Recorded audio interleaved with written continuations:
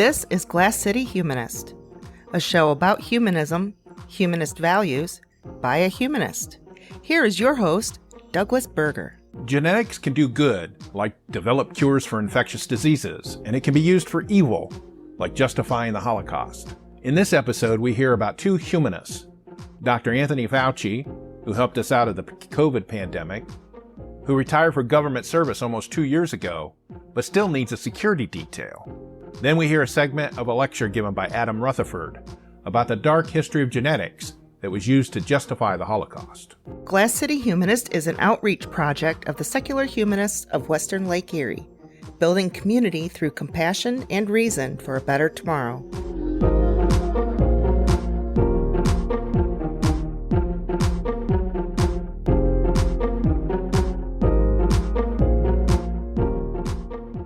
Welcome to the Glass City Humanists. I am Doug, I am your host, and this is our 80th episode. Just kidding. I hope that we have another 80 episodes at least, and it's always a pleasure to hear responses and comments from the listeners, and I appreciate it, and I want to thank everybody for listening. And before we get to the meat of the episode, where we are going to be talking about the dark side of genetics, and it's related to that, I wanted to talk about the person who led the effort to get us through the worst of the COVID-19 pandemic, Dr. Anthony Fauci. And he was the director of the National Institute of Allergy and Infectious Diseases. And he'd been there, and he'd been the director from 1984 to 2022. So he's been at the forefront of several major efforts to alleviate infectious diseases. He started with the HIV-AIDS research in the 80s, and he did Ebola and Zika, and then, of course, he had the COVID-19. He has a book coming out called On Call, where he talks about his life from when he was born till when he finally retired from public service. And so he's been making the rounds of the talk show, doing the talk show circuit. And I happened to catch his interview with Rachel Maddow on MSNBC. And that was on Monday the 17th, I believe, June 17th. So if you have Peacock, you can go look on Peacock, or YouTube. You could probably look it up on YouTube. A very enlightening interview. I really enjoyed it. And so what interested me about Dr. Fauci is that, this guy he served 7 presidents, I think it was, 7 presidents over 40 years, 40 some odd years. And he's apolitical. He also claims to be a humanist. I believe he got the Humanist of the Year award from the American Humanist Association recently, within the last couple of years. His main agenda was saving lives as a scientist and as a medical professional.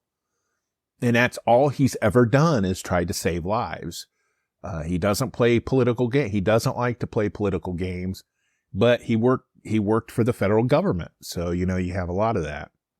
And so what was interesting was, he retired in the end of 2022, and now it's almost been 2 years since he retired. And he still requires a security detail because the conservatives and Christian nationalists and the people that support convicted felon Donald Trump are calling death threats and want him killed or jailed or whatever. They're just really nasty towards this guy, Dr. Fauci, for no apparent reason other than that he showed up their leader, Donald Trump. And it's ridiculous. It's ridiculous that you serve your government for 40 years and you still need to have a detail, a security detail. That shouldn't happen. That is not normal. But so he's talking to Rachel Maddow, and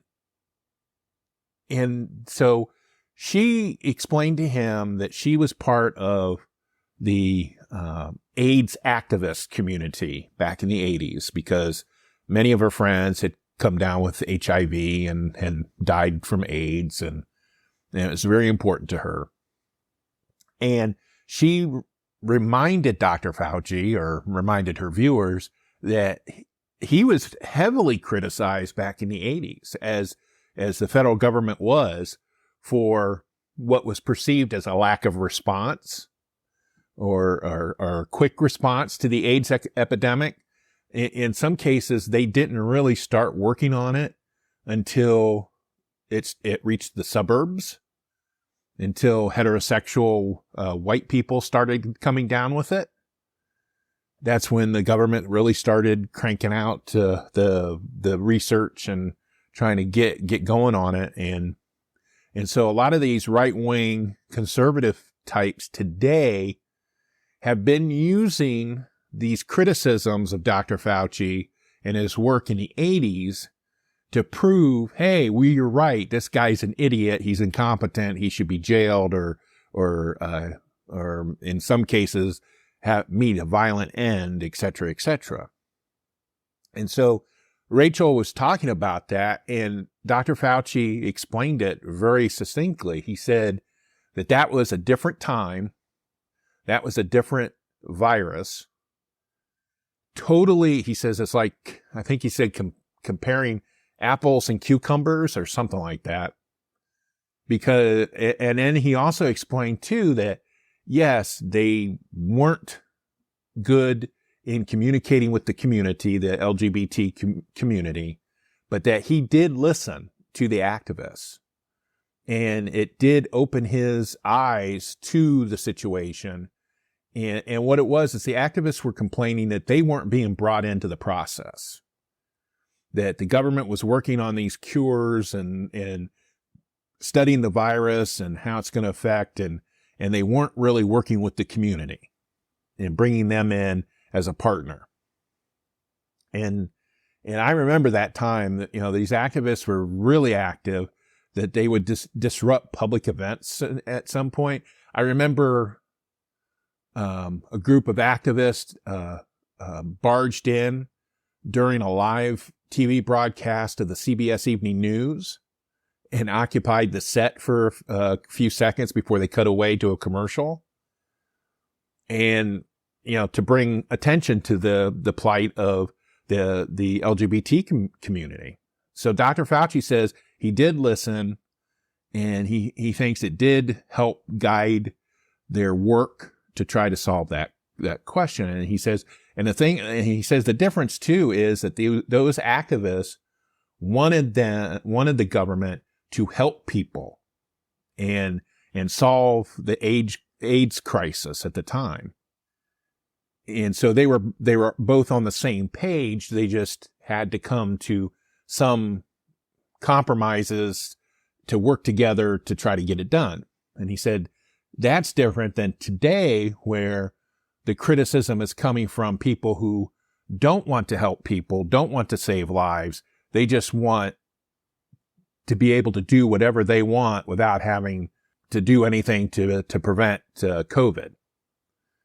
And the other interesting thing that Dr. Fauci said in that interview was that there was a lot of news stories about these conservative people doing these videos that they were sick with COVID and they were in hospital, and some of them might have already been on ventilators, but they had previously lashed out against prevention of COVID, like wearing masks and lockdowns, and they ended up passing away from it. And Dr. Fauci, to his credit, he said that he didn't care what their politics were. He said they died needlessly. That if they had just either gotten the vaccine or taken the mitigation steps, like the masks and the 6 foot standing away 6 feet, probably they would have not contracted it, or they might not have died. And so it was just very interesting. It's like I know some friends of mine that are more on the liberal side of politics. We're laughing about that, about these people that were adamant against any addressing of the COVID-19, no lockdowns, no masks, and how dare you, and they ended up dying from it. It was kind of like what do they call that? The Darwin Awards in our community. Karma, people could call it karma. And Dr. Fauci was very compassionate about those people. Rachel asked him specifically, she said, what if we hadn't come up with this vaccine? And she said, would more people have died? And he said, yes. He said, looking at the numbers, he said it could have been another 1 million people that passed away in the United States alone. And he said many more millions around the world had there not come up with a vaccine. And that was sobering. It really was. I know there's some people in the conservative political movement who have been harassing Dr. Fauci about a lab leak. One of the conspiracy theories is that the Chinese were working on the SARS-2 virus, which is COVID, and it got out of the lab, and that Dr. Fauci and his group knew about it. And he said that he isn't convinced that happened, but he's open to hearing more evidence. Just like a human, he sounds like a humanist. It's like I'm not going to believe that unless I see more evidence that that's true. But I'm not going to say that couldn't be a possibility, because he said it could be a possibility. And my take on that is, look, it doesn't matter the origins of the virus. It really doesn't, except maybe trying to figure out how to prevent it. But whether or not it was a lab leak or from animal transmission is beside the point. There's still been over 1 million U.S. citizens that have died from that virus. Many of them had died needlessly because they were so into their political viewpoint about the pandemic that they actually killed themselves, and they didn't need to do that. Now this topic where we're talking about the dark side of genetics. Yes, science should not be put on a pedestal and never questioned. I'm telling you that. That's not the case. I don't believe that. And so I'm not a scientist. I'm not a doctor. But I'm going to trust the people that don't try to spin a political agenda about medical science. And I think that helps us, and the Trump supporters are pointing out how Dr. Fauci got things wrong at the beginning, and he had to explain, well, that's how science works. You have an initial idea about some topic, and then you get more information as you move along, and then it revises your viewpoint. And a lot of people can't handle that. A lot of regular people who don't understand the scientific method can't handle that because they want an answer, and they want that to be the answer of all time. I really appreciate Dr. Fauci's work. What his opponents are doing to him and his family still 2 years after he's left office is a disgrace and disgusting. And I don't care what your politics are.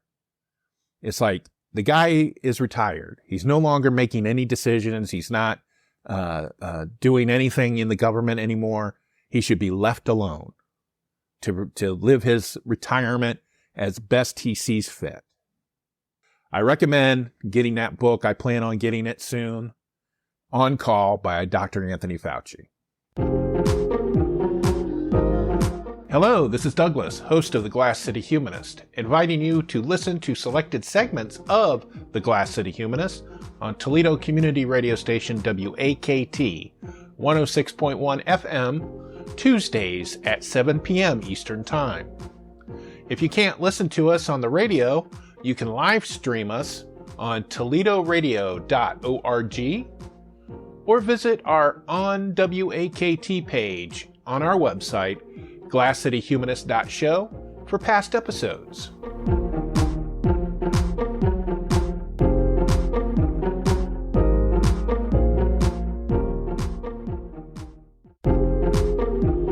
For more information about the topics in this episode, including links used, please visit the episode page at glasscityhumanist.show.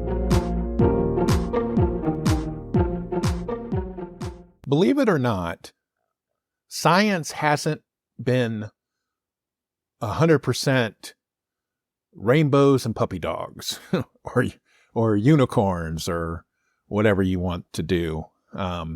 Science has been used in the past to justify some really toxic beliefs. One of them that I can think of is, I think it's called phrenology. It's bumps on the head. Like you could determine somebody's makeup, whether or not they were going to be a criminal or if they were going to be a good person by the number of bumps that you could find on somebody's head. And somebody would count these bumps. You have this fascination with homopathy. And what that is that stores like Walmart and Walgreens and Rite Aid and other places that should not be selling these stuff, sells this stuff, claiming to cure all kinds of things. And it's basically the active ingredients are so diluted that you would probably help yourself more by just drinking water.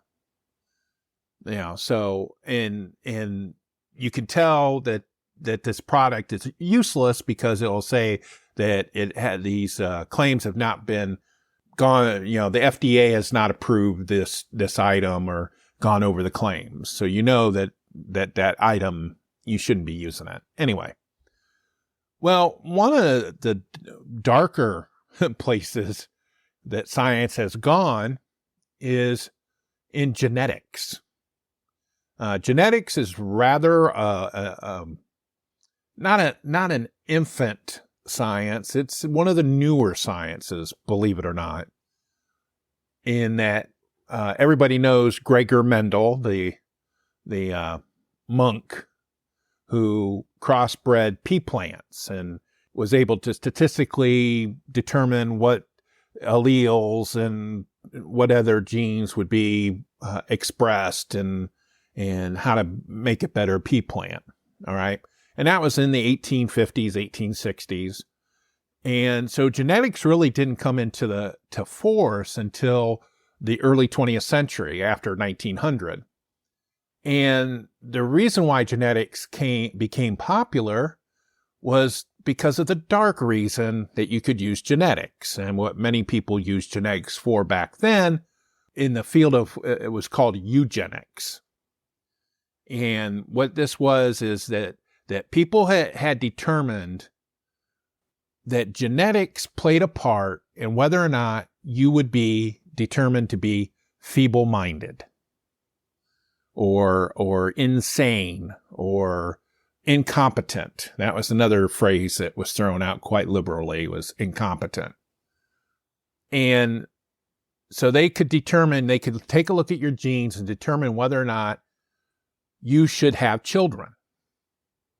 And many states in the United States and a national policy, although it didn't turn out to be a national law, regulated whether or not people who were determined to be feeble-minded could procreate, whether or not they were allowed to have children. In some cases, people were sterilized without their knowledge or without their permission. The eugenicists did this because they wanted to create a better race of people, better humans. They figured that prosperity and good things would come if we just had a better mix of people. And one way they determined to have a better mix of people was to get rid of the people that they didn't think were good. And they crouched all of this in scientific terminology. They fully believed what they were doing. They thought that they were doing something good for not only for the country, but for the earth. And hindsight is always 20/20. And when we look back on that period, we were like, what in the hell were we doing? You know, they were forcing women to be sterilized against their will because somebody believed that they were feeble-minded.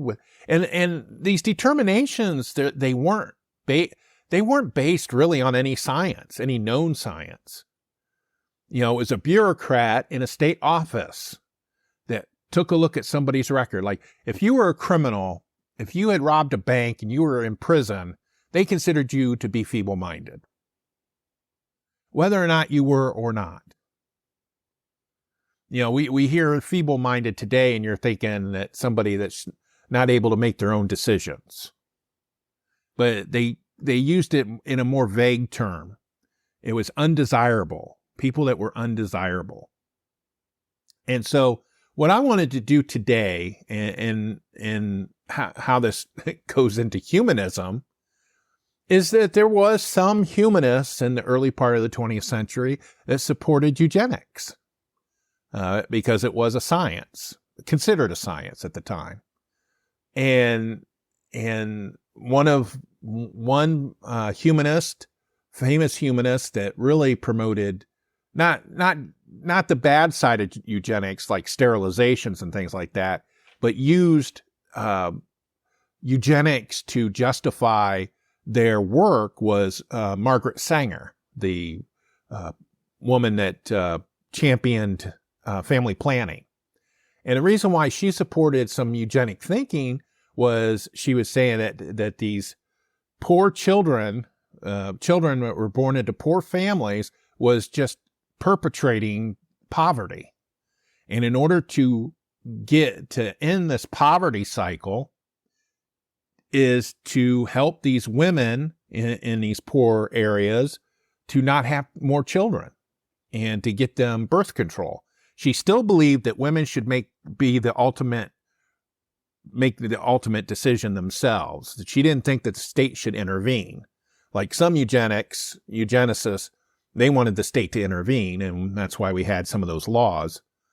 But Margaret Sanger believed that women should still have control over their own body. But she believed that in order to have a better world, you needed to lessen the influence of people that were deemed to be undesirable. And so when I hear, you know, the big thing now is DNA through like genealogy programs like Ancestry and MyHeritage, and you can do DNA tests now.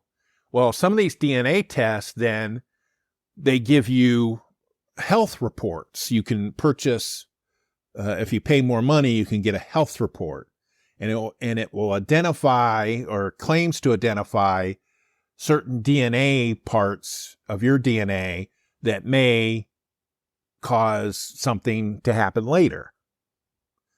Cancer or maybe you don't like peanut butter or things like that. So that's what this reminded me of when I found this clip of this lecture that I'm going to play for you.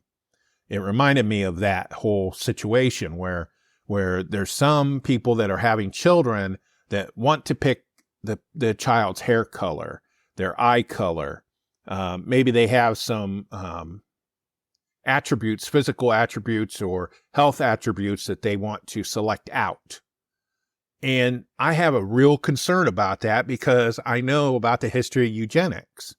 And it's a slippery slope from making sure that your son has brown hair to sterilization because you're feeble-minded. I mean, it's a slope coated with oil.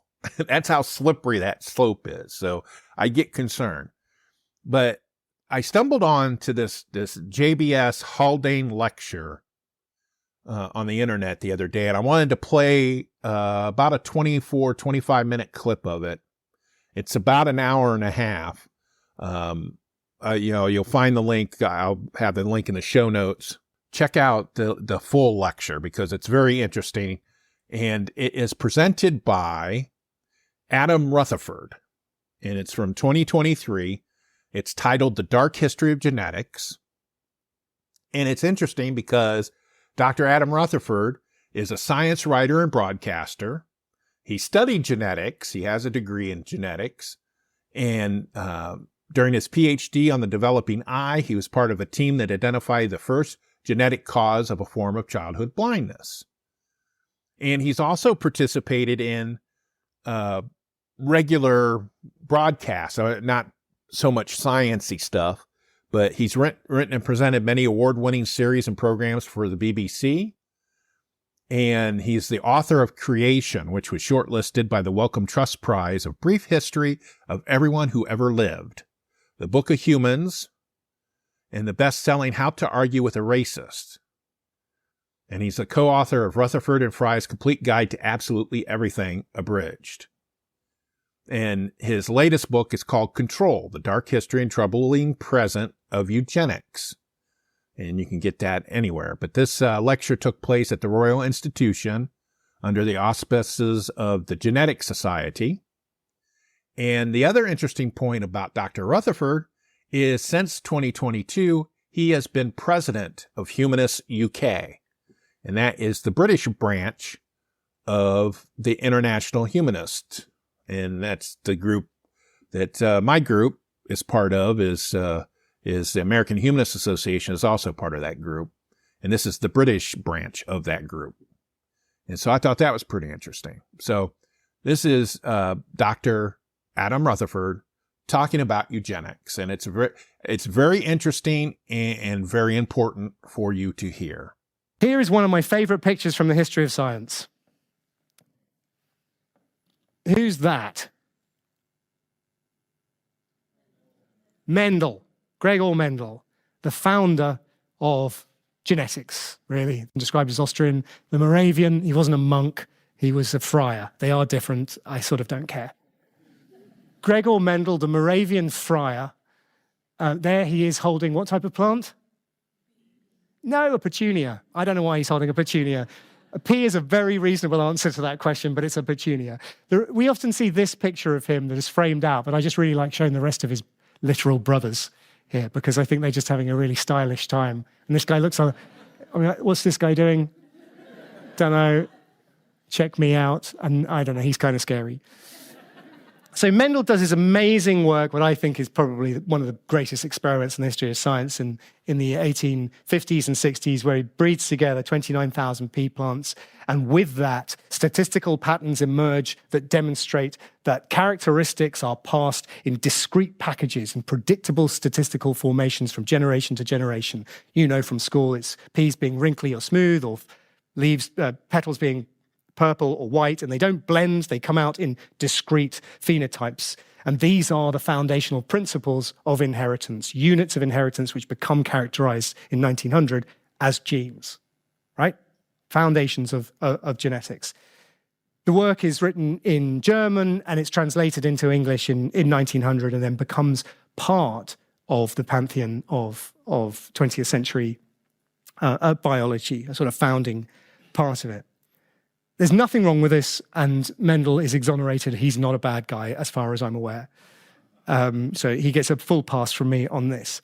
But his work lands in Davenport's lap at exactly the right time for Davenport, or the wrong time for American undesirable citizens, because it suddenly gives Davenport and the eugenicists of the Eugenics Records Office in Cold Spring Harbor a mechanism on which they can act, a pivot on which they can enact their eugenics ideas. And Davenport and the Americans in general at this time become obsessed with the notion that every single characteristic in humans is defined and determined by a single gene, Just like there is a gene for wrinkliness or smoothness in peas, or a gene for purple or white petals, a dominant or negative. You remember this from GCSE biology. Davenport becomes obsessed with the idea that all human characteristics also follow this inheritance pattern. Now, what is the characteristic, the human characteristic, that we use to teach Mendelian inheritance in humans? What is the first characteristics we teach to children? Eye color, right? We all know this, right?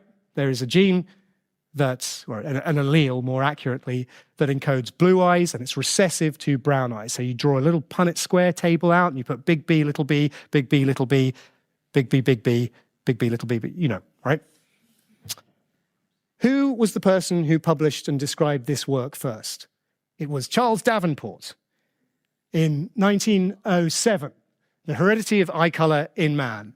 This pattern is described for the first time in this paper by Davenport. Now, you know that it's not true, right? You know that if you're doing your GCSEs now, you write what's in the paper. But it's not true. There are dozens of genes involved in influencing, not determining, eye color. And parents, it is probabilistic, because genetics is probabilistic and not deterministic. But you can't really accurately determine the eye color of your children based on the eye color of your parents.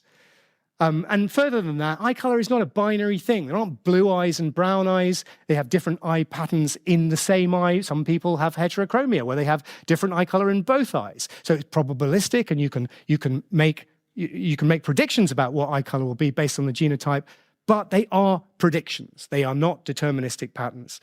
But the idea that it is deterministic comes specifically from Davenport himself. Now, in referencing the fact that there are not just blue eyes and brown eyes, he acknowledges that in the original paper and says, and this is a direct quote from this original paper, that hazel eyes exist, but we assume that they're blue.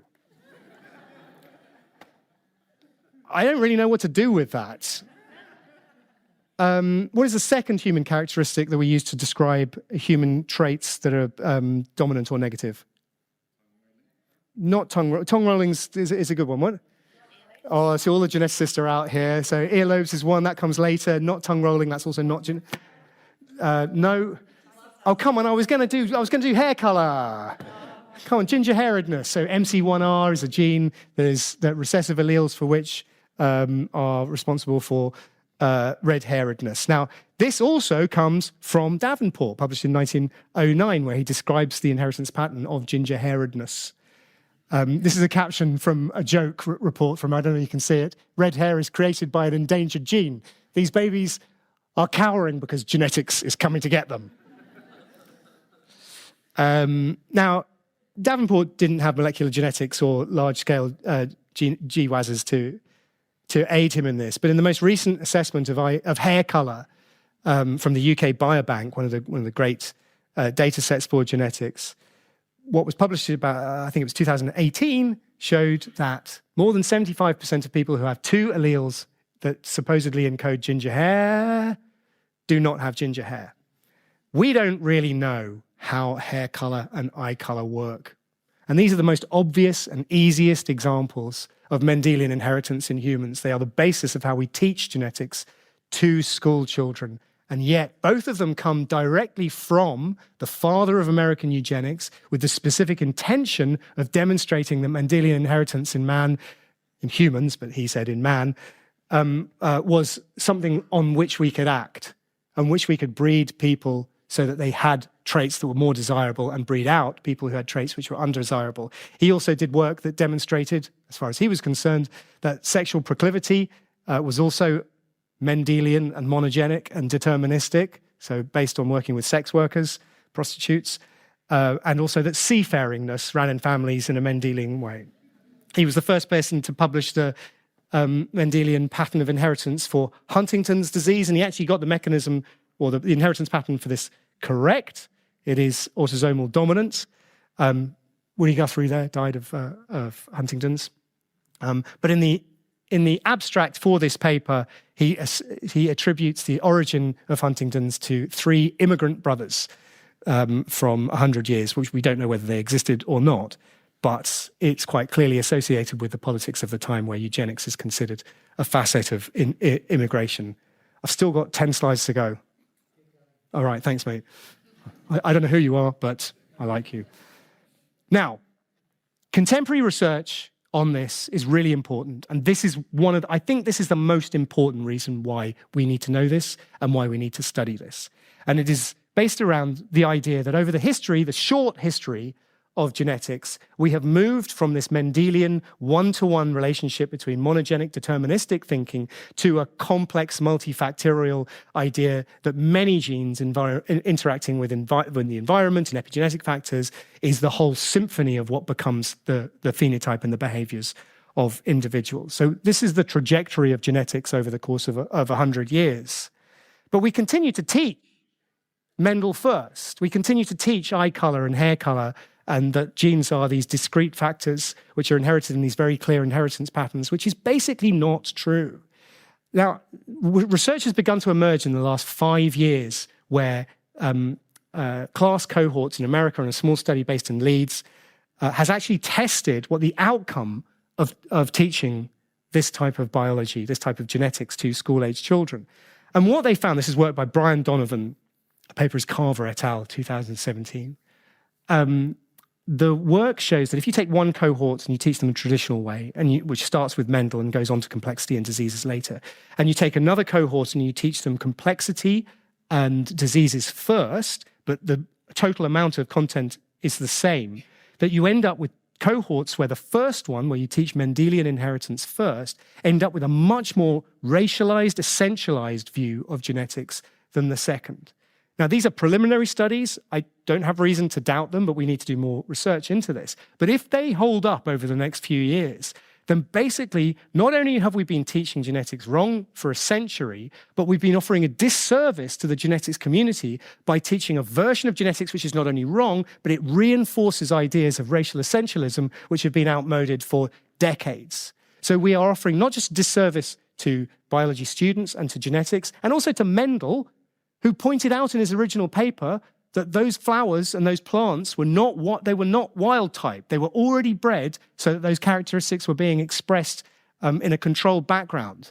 And he also goes on to say, don't apply this to humans because humans are really complex. But we've ignored all of that for 100 years, and instead we've embraced the eugenicists' view that all characteristics are determined by single genes. And that is what we teach to school children. That monogenic deterministic thinking is culturally baked into our society. I think it's older than Davenport. I think it dates from just the idea that things are inherited. The first example of monogenic deterministic inheritance is really described in the Talmud, where hemophilia is described, written in the 3rd century BC. But in the press, and this is during the sort of golden era of gene discovery as a result of genome-wide association studies, you just see that this idea is so sticky that the press, left and right, just latch onto it. I tried to get this to be called Rutherford's law for reasons of vanity, but it didn't stick. If you want to help me with that, I'd appreciate it. But the idea that a headline says the gene for X, scientists discover the gene for X where X is a complex human trait, the gene doesn't exist and the scientists haven't discovered it. Can that be Rutherford's law? Okay, let's go with that. So there's a few examples mad ones like this one at the bottom from The Atlantic, the gene that predicts what time of day you will die. I don't know how that works. If you get hit by a bus. The 3 from the middle here, gene that will scare you out of your mind, the gene that makes you politically left-wing, and the gene that makes you unfaithful to your partner, they're all in the Daily Mail. And the cool thing about that is it's all the same gene. DRND4, imagine having that as a phenotype. Permanently terrified, liberal love rat. But the negative, we joke, that's funny, right? In 1912, Herbert Goddard, who was the first person to translate the IQ test into English from French, was working on a case study of a woman called, an 8-year-old girl called Deborah Kallikak in his care, who he described as a standard issue feeble-minded girl, the type that fill our reformatories.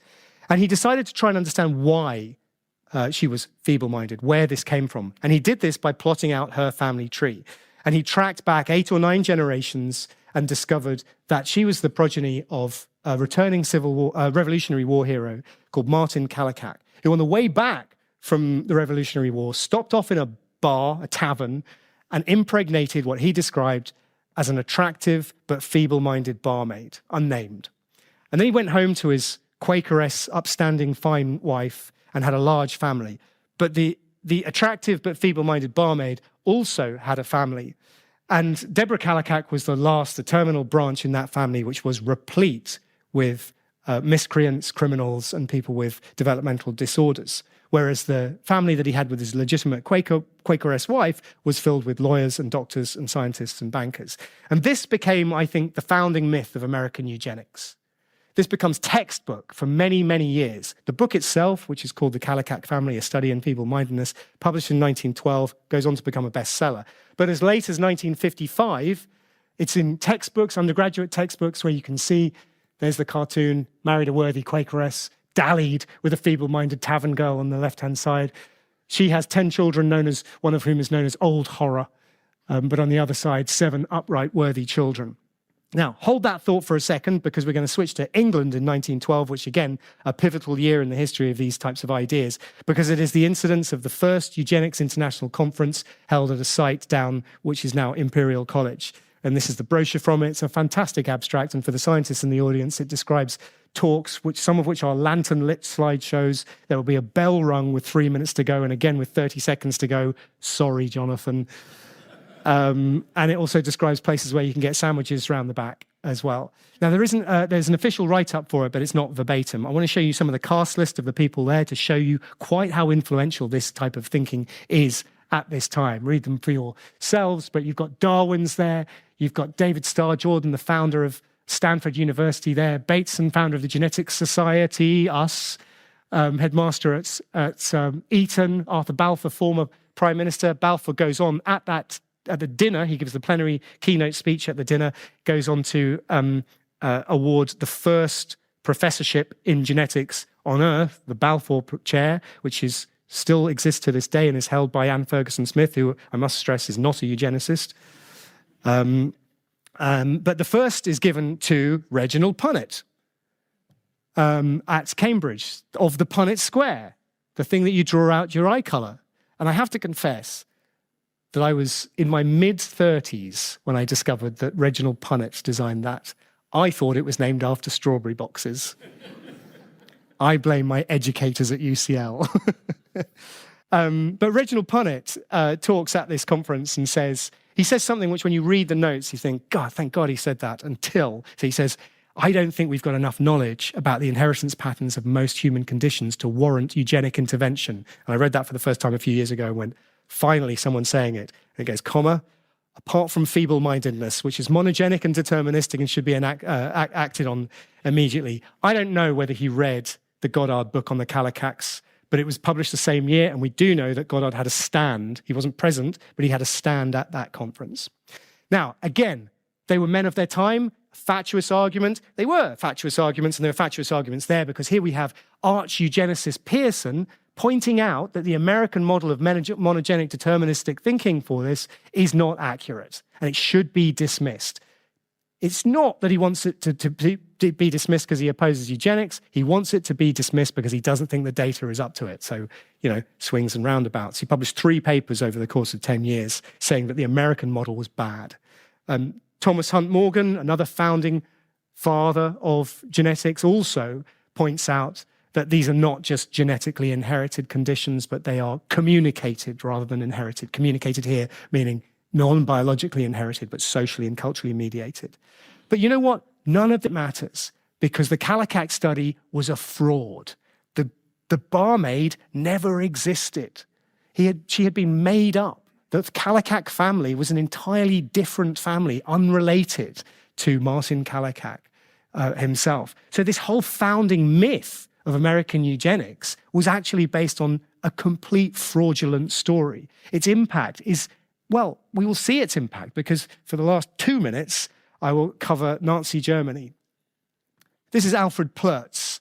So he independently comes up with ideas that he coins the word Rassenhygiene, so race hygiene. Just like personal hygiene and public hygiene are there to protect individuals and the public in general, Rassenhygiene is there to protect the race.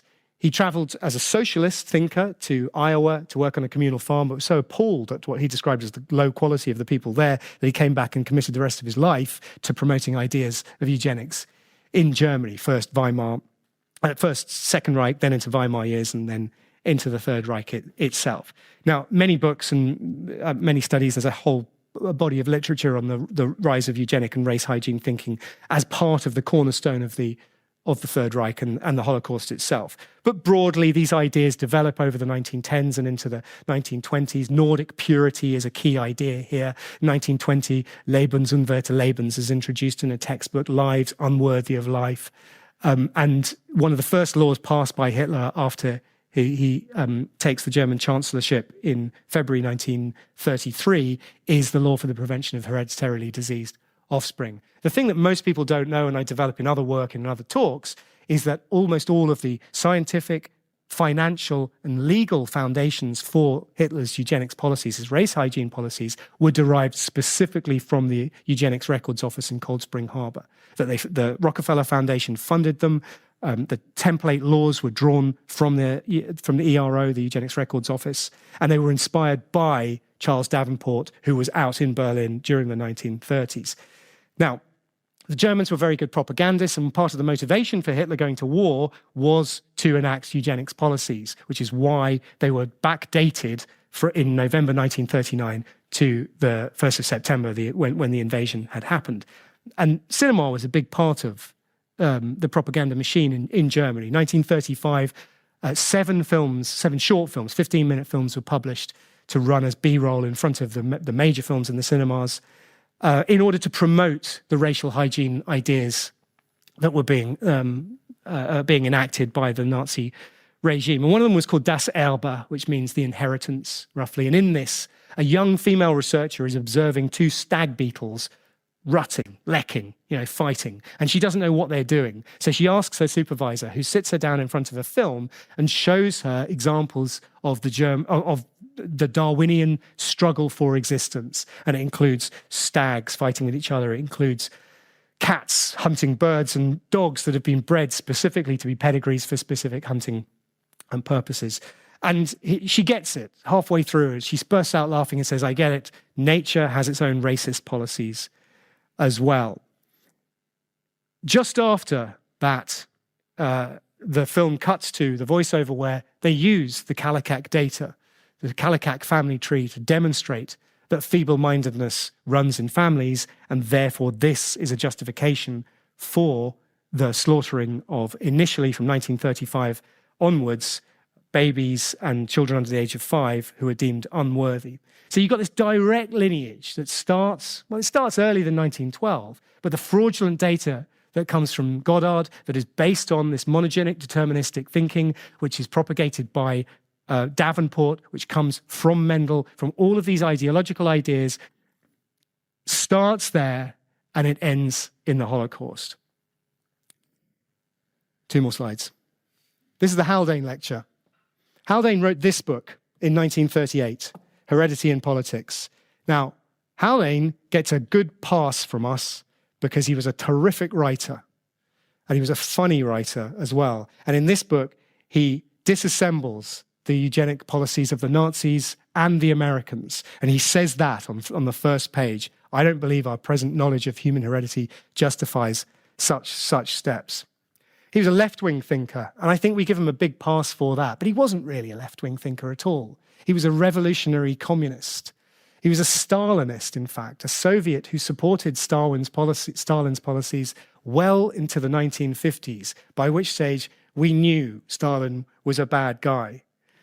And these are policies that were both anti-scientific, anti-evolutionary, anti-genetics, and caused the deaths of tens of millions of people. So thank you for the Haldane Award.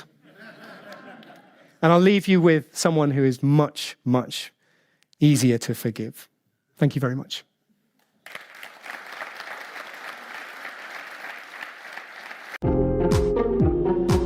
Thank you for listening. For more information about the topics in this episode, please visit the episode page at glasscityhumanist.show. Glass City Humanist is an outreach of the secular humanists of Western Lake Erie.